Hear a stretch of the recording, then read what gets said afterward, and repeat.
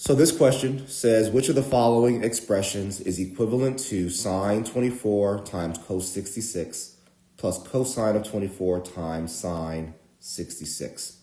This is a calculator question. There's other ways to solve it. You can definitely, draw a right triangle here and kind of figure out what would happen if I had 24 degrees and 66 degrees. And let's say I call this side A and call that side B and call that side C. Then sine of 24 would be opposite over hypotenuse, which would be B over C. And cosine of 66, which is adjacent over hypotenuse, would also equal B over C. So this would be B over C squared. And then for cosine of 24, adjacent over hypotenuse, that would be A over C. And sine 66, again, going right back to my right triangle that I've drawn, the sine of 66 would be opposite over hypotenuse, which would also equal A over C, which means we'd have here an A over C squared, right?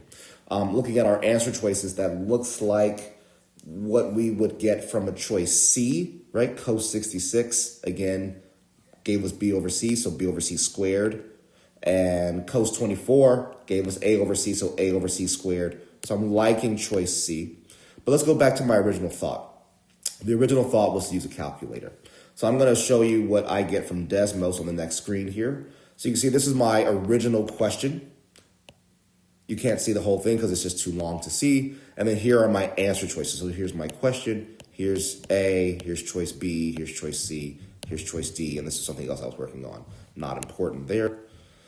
All right, so realistically, when you use a calculator, you're just looking for a match in the answers. We plugged in everything provided in the question, and we got a value of 1.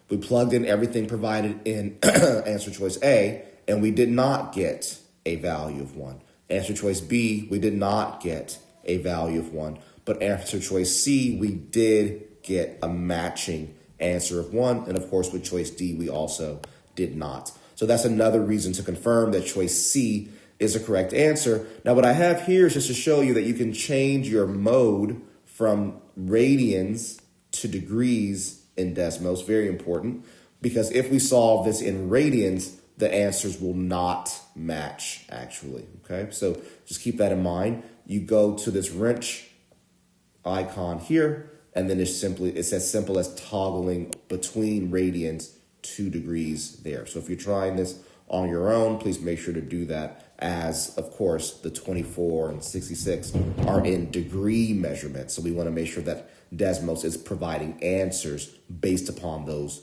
degrees. So again, we're back to the first page. Choice C is our best answer. Hopefully you like this method as well, like just drawing it, right? So the reason why I even thought to do that is because the question mentioned sine and cosine. I know that I can really only use sine and cosine and tangent with regard to right triangles when we think about angles in this way. So sine 24 and cos 66 tells me the right triangle to draw. And then from there, it's utilizing SOHCAHTOA to remember the ratios based upon the sine, again, being opposite over hypotenuse, the cosine being adjacent over hypotenuse, and the tangent, not that we need it here, but the tangent, if you need it in the future, being opposite over adjacent. So two different methods. I like the Desmos way better. If I were doing it, myself, I'd do it that way. But, I would also want to have this more tactile way to do it here as well for you. Choice C is the best answer here.